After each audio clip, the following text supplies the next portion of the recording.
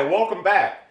Listen, after I finished the mobile raised container planter project, I wound up with lots of pieces of leftover cedar, and I can't stand to have any wood go to waste in my shop. So let's do a little project today that we'll call For the Birds. We're gonna make a nice cedar bird feeder. Let's get going.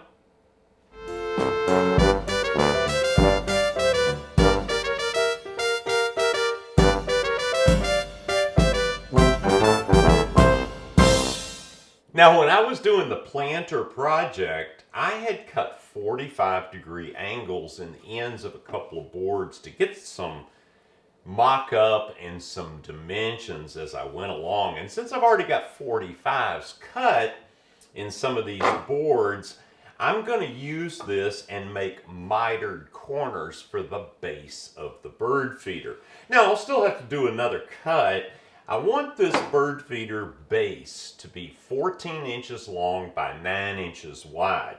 This is too long, so I'll cut this end off and get the tip to tip measurement at 14 inches. This piece is long enough, so I'm just going to cut a 45 on this end and we'll get this to 9 inches outside tip to outside tip. Now, these boards are not the same width, but we're going to fix that in just a minute. I'm going to cut the angles first. All right, I've got this piece cut to 14 inches, this piece cut to 9. So basically that's going to kind of be the size of our little bird feeder. Now what I want to do is rip this down. Now this piece is the skinnier piece. It's 3.5 inches wide. 1.75 inches would be great, but I've got to take out for the saw curve. So what I'm going to do is I'm going to rip these to 1 5/8, and I should be able to get both pieces out of this. The advantage to that is the 45s have been cut, and if I rip the two pieces out of this, I know those two pieces are going to be identically the same length. Same here. And getting identically the same length on the pieces helps assure that I get it assembled square. So let's cut these. Got to be a little careful with this.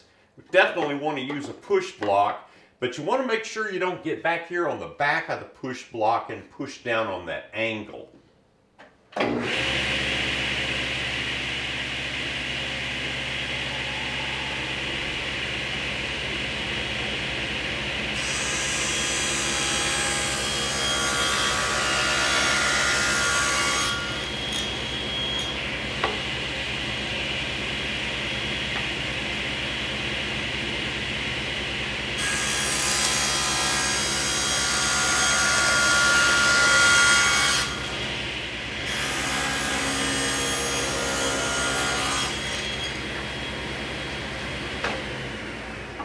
All right, I'm going to be moving along pretty fast with this project here, so I want to get this glued up and let the glue start setting. What I'm going to do is I'm going to glue the four corners, and I'm going to use 23 gauge pins just to hold it together while the glue is setting up. And of course, I want to use Type Bond 3. Any exterior grade glue would be fine for this, and I'm not too worried about squeeze out. Because I can clean that up later. I just want to get these corners lined up nicely and shoot a pin in there.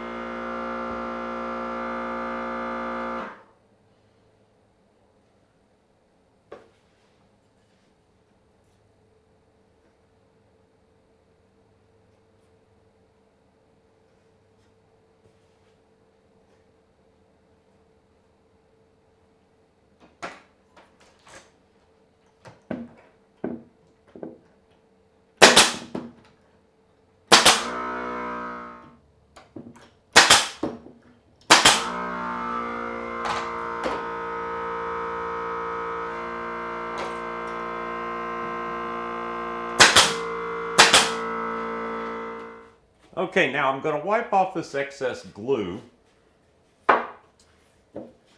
just so I don't have to clean it up later. I've got butcher paper down here, shiny side up. I find that butcher paper works really good for glue ups. And just to make sure I've got this absolutely square, I'm just going to use one of these little squaring deals and just clamp it lightly on one corner. And once you get one corner square, they're all going to be square. And there we go. All right, so now to the next step of the project. All right, so the next thing that I want to do is I want to get some inside dimensions, and I'm going to measure the long dimension first, and that is just a smidge over 12 and 7/16. Let's do it point to point here, just to be safe.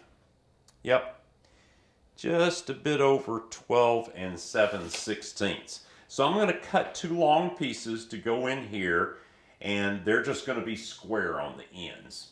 All right, I've got another scrap here, and it's plenty long. I'm going to cut 3 pieces 3/4 of an inch wide. Now to do this, you want to make sure you've got something that's going to allow you to keep your fingers away from the blade. These gripper deals are pretty awesome. I use this quite a bit. I really like these things. So we'll use that and rip these down.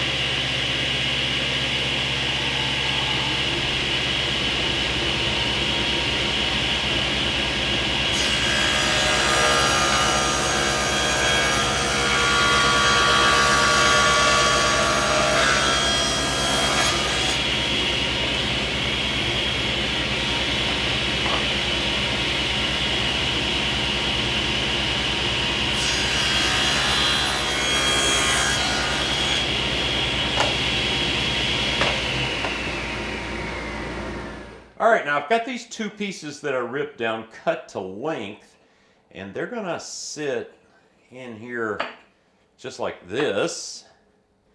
And we're going to cut 2 short pieces to go in here once we get this mounted. It's tight enough fit that it doesn't just fall out. So what I want to do first is glue these in. I'm just going to put a little tiny bit of glue on here.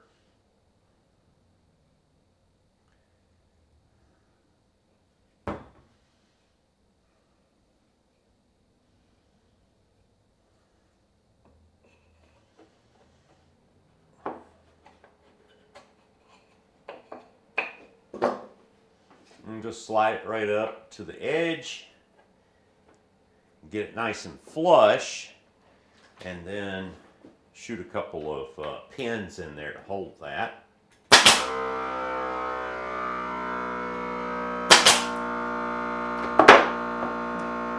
And we'll do the same thing over here.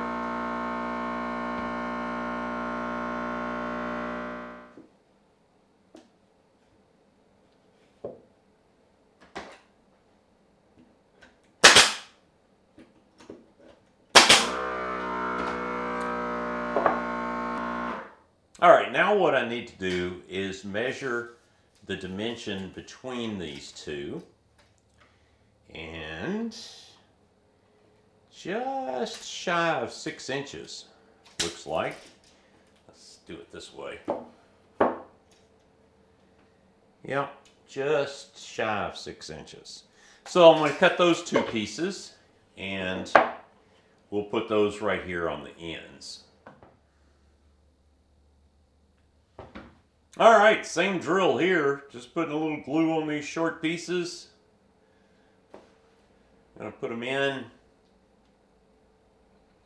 just like that.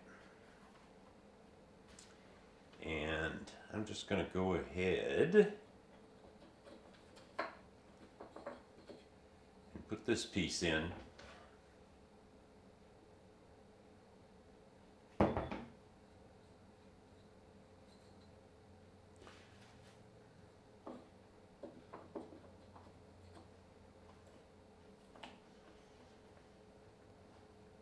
All right, I think I've got room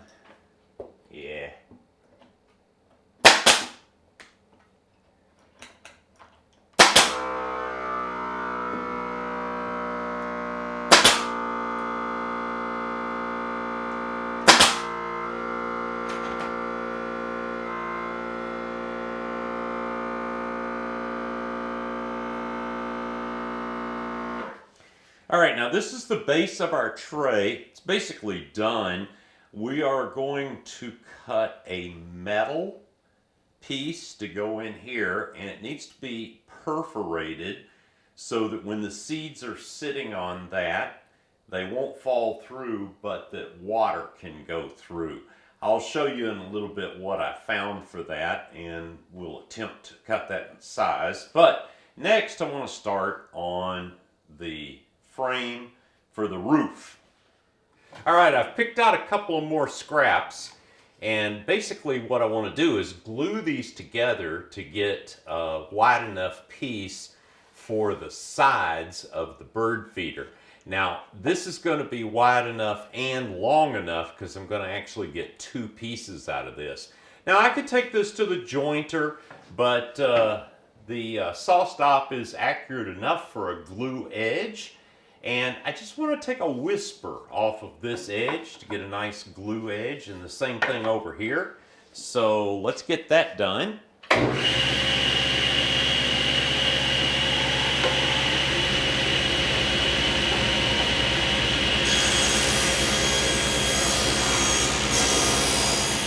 this around to get the edge that I want.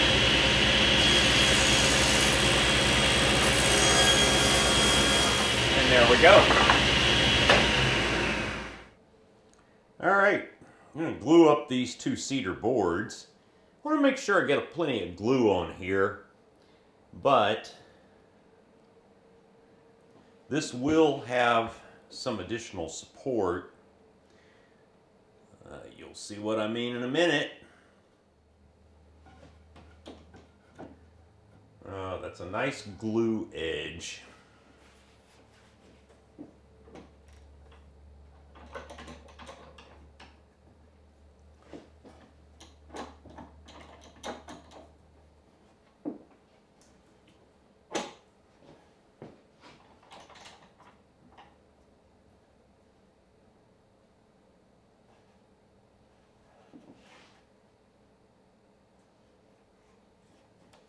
All right, now if I haven't mentioned it before, this cedar is rough cut on one side. One face of it is rough. So I kind of like that. I've just made sure that I've got the two rough faces on the same side. I kind of like the way it looks. Let me get that squeeze off out of there, because this is going to be the side that will show. We don't want our birds to be offended.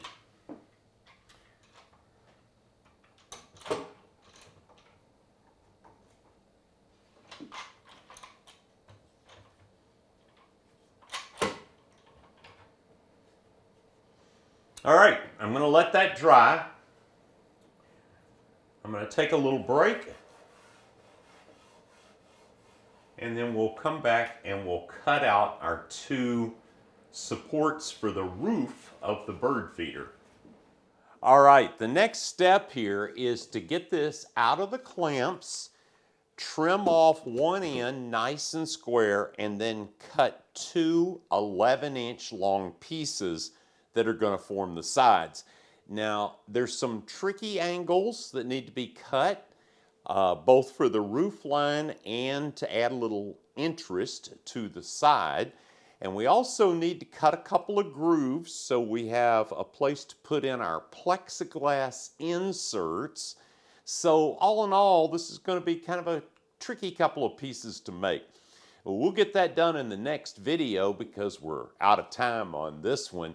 But it'll be out in just a week's time, so you'll be able to see it real soon, and you'll be able to make a bird feeder like this too if you want to.